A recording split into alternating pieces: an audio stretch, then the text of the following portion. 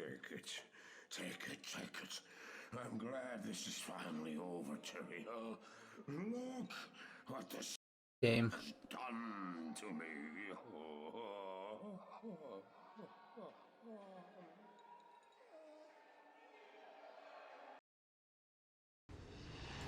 The train has now left on this one, I'm pretty sure of that.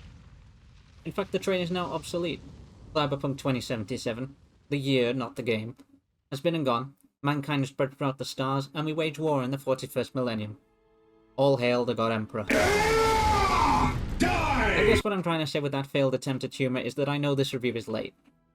But I think there are still some things worth saying about Diablo II Resurrected, what with the big storm of hype that surrounded it at its launch, and I haven't seen many people cover it from the perspective of a new player. A bit of housekeeping from my end, and a small disclaimer. I didn't play Diablo 2 when it originally came out. It is a shock to many, I know, but there are actually people who haven't played Diablo 2. And I think perhaps if I had, maybe this game would have been a bit brighter for me, which is kind of ironic considering the setting and the atmosphere are supposed to be anything but. So you're going to be getting a review from a first-time player, without any nostalgia goggles, and from a completely fresh perspective. I mean, I've played Diablo 3, so I have some experience with the series and the franchise, but not with this title specifically. I guess basically I'm going to be answering that all-important question of, can this game stand on its own merits in the modern day, or is it just riding the coattails of nostalgia and past success? Also, please don't be surprised if I make some objective comparisons to games like Diablo 3 or Path of Exile. Both of those games are the easiest by far to draw parallels with in the ARPG series, with one being the same universe, and the other being the premier ARPG on the market today. You might not think it's fair to compare games from the year 2000 against their counterparts literal decades later, what with massive industry advances and customer expectations changing over time. But let's face it, this game is competing for players' time and money today against not only other games in the same series, but also other ARPGs, whether you particularly agree with that idea or not. Let's start with storytelling. The game starts out strong. This first cutscene is actually quite hype. It sets the mood in a completely different style to Diablo 3, with a very sort of subdued, gothic horror vibe, rather than that more fantasy-focused Diablo 3. The plot overall is good. It can feel a bit shallow, to be honest, and the world building isn't that strong, but it is propped up by some excellent cutscenes, which I'll talk about a little bit later. The core of the story does support itself, but there isn't much to it in the way of complexity. This isn't necessarily a bad thing, at least it doesn't overcomplicate the point, and it makes sense. But just don't go into it expecting a masterfully written saga with shocking twists and terrible tragedies. Big bad demons are coming back to life, and you have to kill them. It seems fair. Although I found the story to be passable, and it does have some select few very well written characters, it isn't exactly going to be something that should sell the game to you if you played it before, and it isn't exactly revolutionary even if you haven't. It's just good. The vast bulk of the story is mainly told through these semi-lengthy cinematic cutscenes, which are almost like miniature movies on their own, spanning roughly around 5 minutes between each act, and they are of a very high quality. But there's very little else in the way of plot framing. Again, as I said, the cutscenes really are stellar. They have to be some of Blizzard's longest and most interesting exposition dumps from around all of their titles, and there's some very strong set action pieces that will take place in them. Albeit with a couple of small plot holes. Like, Tyrael, my guy, come on. If you're this powerful, why haven't you helped me fight at all in this game so far? These cutscenes, however, are basically the game's only world-building device. It does very little to flesh out the quests properly in any significant manner. For example, at the start of Act 1, my player insert is randomly dumped into this ramshackle camp. I have no idea who my character is, if they have any backstory, or motives, or why we're here in the first place. I'm sent off to explore the area surrounding this random camp and kill monsters by another random NPC who hasn't been introduced to me at all in the introduction cutscenes. I'm not really that invested in what they have to say, and I have no real frame of reference for it either. Many adventurers have traveled this way since the recent troubles began. The number of quests is also disappointingly low. Again, perhaps it's due to technological or industry limitations of the time, such as CD space, budgets, and whatnot. There are about 5 to 6 per act, but again the entire exposition for each quest is just dumped on you at the beginning, with all the subtlety of an especially angry tank that go Greetings, past the stranger. facility, leaving them to sometimes feel a bit bloated. But evil seems to have trailed in his wake. That isn't to say that all of these exposition dumps are bad.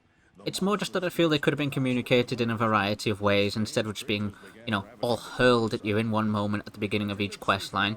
The voice acting is pretty good, and some of them are quite interesting. It's just, you have to feel so inclined to force yourself to listen to them. Such as, for example, the Radric staff quest in Act 2 sort of stuck with me for some reason. You should talk to Akara, too. If we're honest though, the lack of relative world building doesn't feel especially damning. It is an ARPG after all. Is anyone able to tell me the comprehensive story of Path of Exile? I've wasted more hours of my life than I care to admit in that game, and all I can really tell you about it is Itava equal to bad. This is probably one of those you can't please all of the people all of the time things. Personally, as a new player, I would have liked to have seen a few more quests, but I understand that fans of the original game and the hardcore #NoChanges crowd would have probably gone feral. Slipping the chains of their moral psyche to run through the streets, gorging themselves on the screams of the casuals. All must suffer as they suffer, and all must know the pain of the original experience. I mean, they'd probably just write some angry tweets, but I get why Blizzard didn't want to face that, especially right now.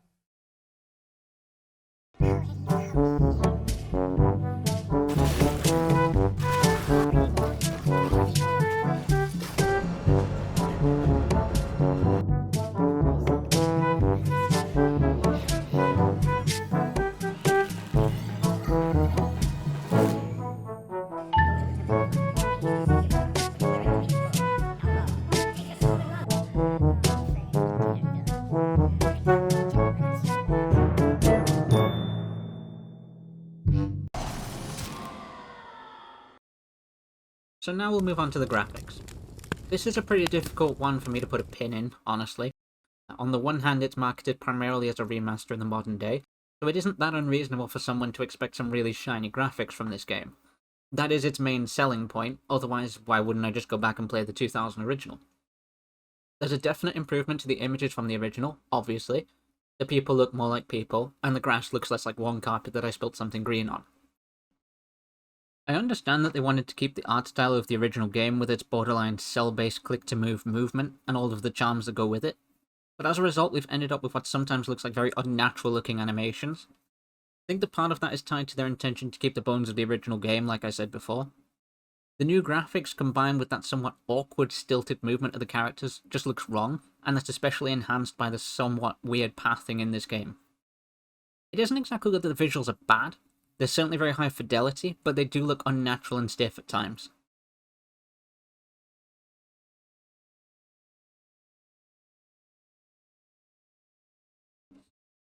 But then on the other hand, we have those amazing cutscenes. I really have to give the art and sound design props for this game's cutscenes. Both are excellent, and I really do mean that. Voice acting in particular is a massive highlight. I cannot state again how much I enjoyed the voice acting in this game, especially Marius.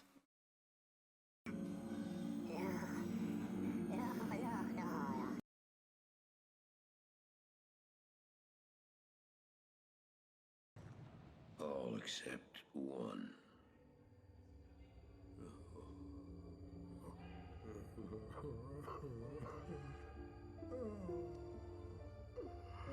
Oh, I failed, dear Hill. I couldn't do as you asked. I couldn't. The sound in the cutscenes, along with the lighting, is of course excellent. They do a very good job of nailing environmental ambience. For example, in the first cutscene, you've got the sort of the wailing prisoners, the orchestral music, the lighting in this fire scene. Would return. Memories of the past. Personally though, I do tend to look at the game not based on its very best moments, but on the experience as a whole. You do have those amazing cutscenes, but it is important to recognise those are a one and done thing, whereas the rest of the game is with you for hours. If you look at the footage in the background, you can see what I mean with regards to the character movement looking much more fluid in Diablo 3, which is a game that released in 2010 and is a much older release in the same franchise. There are definitely some things to be said about the tone of Diablo 3 feeling a bit off-kilter, like a diluted version of the game's themes catered for much younger audiences, but there is little denying that graphic fluidity and animations is superior in that game. With all that being said, this game is a masterclass in setting and ambience. There are various little touches that can be really appreciated when you take the time to do so.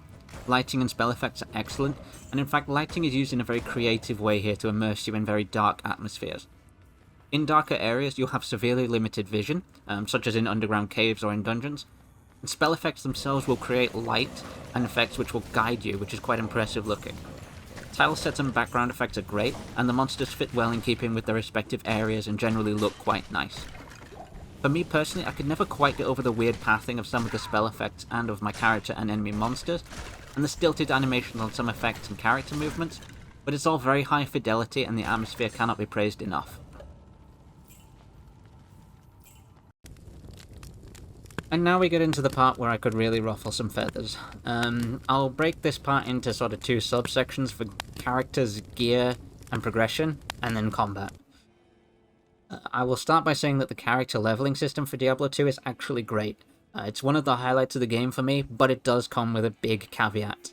When you enter into Diablo 2, you have the opportunity to allocate trait points, as in most RPGs, but you've yet to see any of those abilities in action unless you have prior experience, and respeccing is not something that's easily accessible.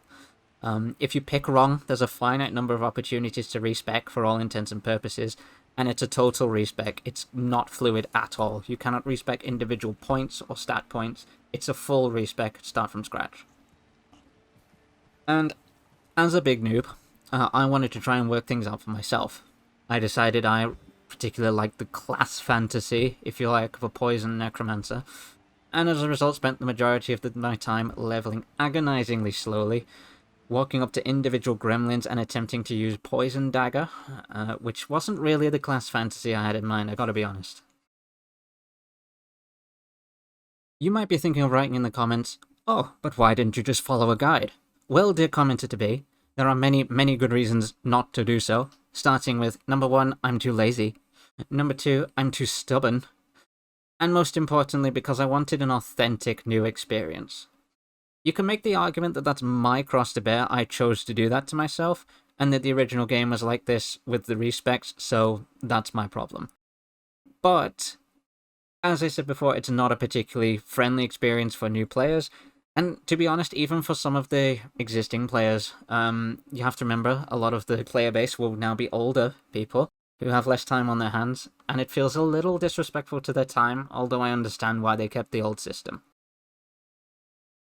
Despite its flaws and seeming disrespect for my boomer time, I do think that the character development is one of the game's highlights, mainly for its diversity and min-max potential.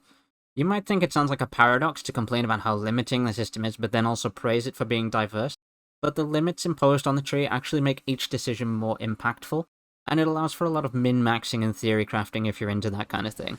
Which I am, but it did end up biting me when I forced myself down that stupid Poison Dagger tree. I think the system should be a little more forgiving than it currently is, especially for new players who don't want to follow a guide. There's nothing wrong with a limited number of respecs in order to generate meaningful choices in character progression, but when you combine it with the lengthy leveling process and the lack of flexibility, it can feel a bit overly punishing.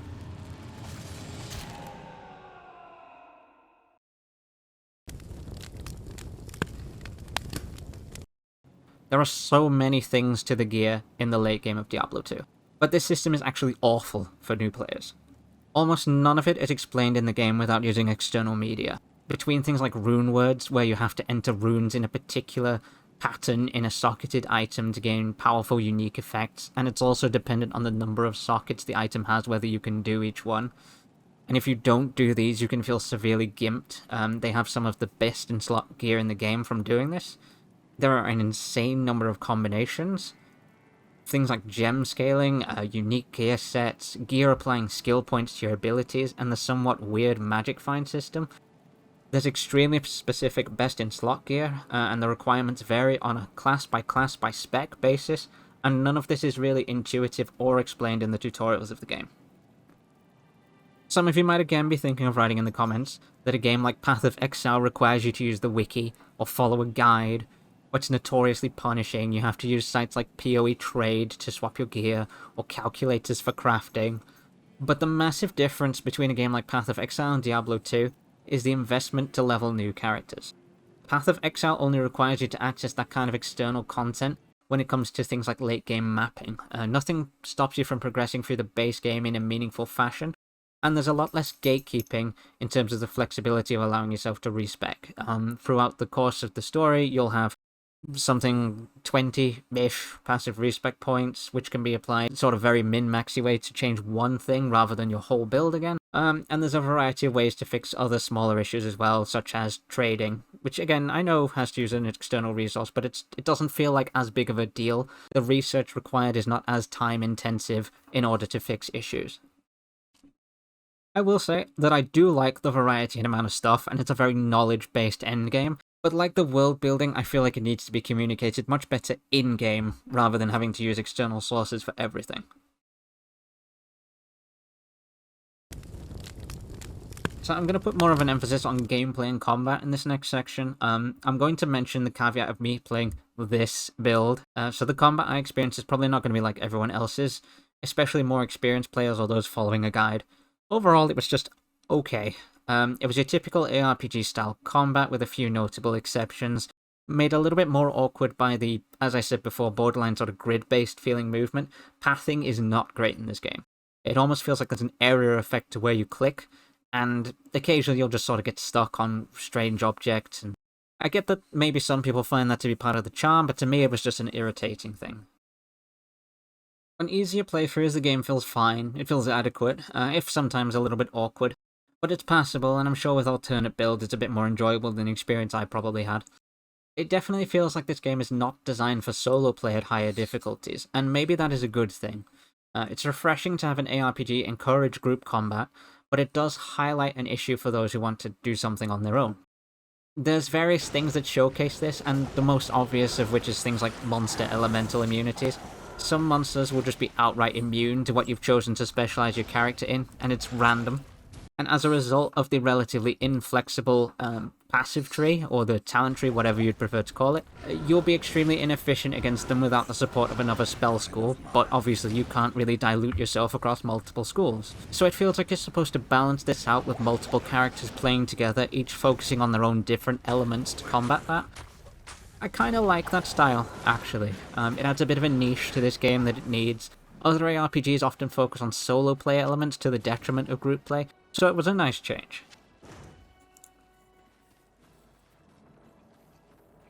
Combat can also feel very simple. I don't know if that was just because of the unfortunate tree that I chose to put myself down, but it can feel slow-paced at times owing to awkward animations and some slightly lengthy attack times on certain abilities and attacks.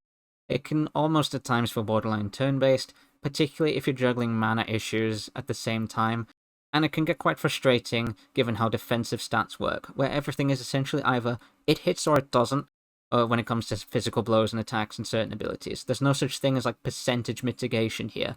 Your defense stat is all or nothing. It hits or it doesn't, and it's the same for enemy monsters. Which can lead into a sort of occasional slow grind if you don't have the relevant amount of hit that you need, where you're trying to stab this one guy over and over, you keep missing and it takes several seconds to keep stabbing him, and it just frustrates you. It's a very slow-paced, methodical style of combat, which isn't for everyone, but of course, there's something to be said for it. At the same time as it's frustrating, if it goes well, it can be quite relaxing. So, to each their own, I suppose. It's a mixed bag when it comes to the combat there. Another thing that's worth mentioning as well, is that in this game, there are certain times when you will find yourself being frustrated by some of the monster and combat design choices. So, for example now, I will allow myself to get hit, and I will continue trying to move as I'm being hit. And from that you'll see there's a stun every time you get hit, which can lead to occasions where, well, I also just rubber banded, which doesn't help, but it can lead to occasions where you get stun locked to death. And once you die, you have to run back and pick up your corpse. You lose all of the gear and equipment that you had on, along with the potions that you had, which go into your belt. Now, this can lead to chains of you dying over and over, because the monsters don't go away, so you can just die over and over because you don't have your gear to protect yourself, and if the monsters hit you, then they will stun lock you, or potentially they will stun lock you anyway. Occasionally this can just lead to long periods of frustration, especially when combined with, earlier in the game, a lack of stamina and mana issues and whatnot. A couple of other things to add about the combat is that it does drastically improve throughout the course of the game, I will say that. For example, in the early game, this stamina bar here is quite a large issue, and that is until you've put your stats into your vitality and enabled yourself to get more stamina. Essentially, whenever you run, which I'm set to automatically do, but whenever you move around quickly, you will be draining your stamina bar, and that can get very tedious very quickly, especially when you're covering large areas such as in Act 2 and 3. There's a decent variety of monsters throughout the game, although I believe that this will get stale quite quickly for people owing to the fact that the majority of the gameplay after the first playthrough, which takes approximately 20 hours or so, is rerunning the same content on a higher difficulty. And this is before you even eventually progress into repeatedly farming areas for best in slot gears or materials. You'll need quite a lot of patience and a willingness to repeat content to get much more out of this game than that initial time investment playing the first campaign.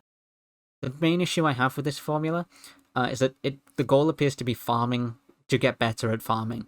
You farm bosses you've already killed on harder difficulties in order to farm them better and faster in future to progress to the next boss. Yes, there is a system of escalating difficulty via the difficulty levels of your playthrough, but this kind of feels artificially enforced rather than anything particularly interesting. Just inflating the boss's numbers and increasing their stats is a far cry from creating newer, tougher, unique bosses with different mechanics, and the number of interesting boss fights or encounters is just far too limited in my opinion throughout. It's also worth pointing out that in the case of some of the best in slot gear that you'll be needing to farm, it'll be things like 1 in 6,000 drop rates in a particular area, which can feel, again, borderline disrespectful to your time unless you have a lot of patience for refarming the same content. The level design is a mixed bag for Diablo 2, honestly. Some parts of it are great, Act 1 especially, and the dungeons there, the hell pits of Act 4, are both visually impressive, and they're just barely sort of twisty-turny and complex enough to overshadow the linear corridor-based maps. Background art and effects are also generally quite nice, but the game has some obvious weaknesses in Act 2 and 3. Both are full of vast, open areas with very same-looking terrain, very little in the way of obvious landmarks, dotted here and there with the occasional optional or mandatory objective or dungeon. Act 3, in particular, is very guilty of this. That forsaken jungle full of annoying pygmies. It became a frustrating chore having to circle around this same massive area of jungle looking for the one special cave that I needed to enter to continue on with my story. I missed it repeatedly and I had to double back because it's all one giant disjointed area with no clear indication of direction or where something is going to be or when you've gone too far. There's no change in enemy variety as you progress through that area and hardly any visual differences, at least not without prior knowledge. There's nothing that stops you from missing it and continuing on too far. You could accuse me of wanting the game to hold my hand here, but it's not really a case of difficulty as much as it is a case of boring me. Honestly, at around Act 3, I found myself beginning to get more frustrated with the game's levels than I was enjoying them. Whilst the game's dungeons are very linear, I prefer this by a long stretch to those vast open areas conjoining them, the overmap if you will, because at least you have a clear sense of direction and progress when it comes to the linear dungeons. I know Act 2 is set in a desert, but it's not supposed to make me feel like I'm crossing one in real life. This is much less prevalent in the case of Act 1 and Act 4, with 4 being too short to really experience this problem with the overmap, and 5 being a sort of mixed bag with suffering some of the same problems of Act 2 and 3, but having some pretty decent dungeon sections in between. So overall, it has some good level design with a few dungeon highlights, but a generally bad feeling overmap in most of the acts. There's one other thing worth mentioning, and that is that owing to the limited amount of content in Diablo 2, as I mentioned before, you'll be repeating this content a lot. You'll be playing through these same maps frequently, and it starts to feel quite stale unless you're really into it. So, to summarise, storytelling 7 out of 10, some stellar cutscenes and a generally good plot, but very average world building. Graphics 7 out of 10, some decent effects, lighting and cutscenes, but sometimes very weird looking animations and pathing issues. Characters, gear and progression 6 out of 10. It's a very poor new player experience, but it does have a surprising variety and complexity if you can get your teeth into it. Gameplay and combat 4 out of 10. This is probably the weakest element of the game, to be honest. It has some very interesting choices to highlight multiplayer, but a very repetitive endgame with limited options and some very frustrating quality of life issues. Level design is a 5 out of 10. It has some good dungeons, but it has a very poor overview or world map in several acts that can feel frustrating to navigate. The atmosphere and the sound design is an 8 out of 10, and I'd say this is probably the best element of the game. It has very good audio design and music overall, well-fitting environments and themes, but it's unfortunately let down at times by the level design itself. Overall, 6.5 out of 10. Some decent elements, but nothing to get overly excited about unless you're really into the franchise or heavy into the nostalgia. As a fresh player, the highlight was definitely the story and the atmosphere, but I just don't think I'd bother investing too much more time into it after having experienced the campaign.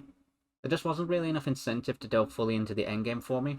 Although the graphics were good, the gameplay was just average and in some cases quite poor. Diablo 2's biggest sin is the seeming disrespect for players' time in all of its gameplay, from the low quality of life elements such as inventory management, skill cycling when you're in combat, and corpse obtaining when you die, to the respec system which can force entire new 40+ hour leveling sequences for characters. The progression systems also require extensive external research. This game will do fantastically well for you if you're a slow, methodical style of player who wants a game to sink a lot of their personal time into. It's a good looking game, but it requires a very patient mindset and a willingness to repeat content, and it certainly isn't for everyone. It's certainly a solid, well-crafted game, and I can see why it garnered the success it did back in the year 2000, but we are 21 years on now, and the game feels a bit dated in its mechanics and gameplay to really stand on its own. I feel like this game could have strongly benefited from some of the more modern quality of life improvements and a rework to some of its systems instead of following the safe track and appeasing the old fans. Blizzard and Vicarious Visions could have strongly benefited from a more bold approach and took a leaf out of companies like Square Enix's books, as in the Final Fantasy VII Remake. There were a lot of people who would have advocated no changes to that game, but the company and the people who are paid to make games for a living decided that they knew how to make games for a living, and they changed things anyway all the way right down to core combat systems. That game then won RPG of the Year. Food for thought.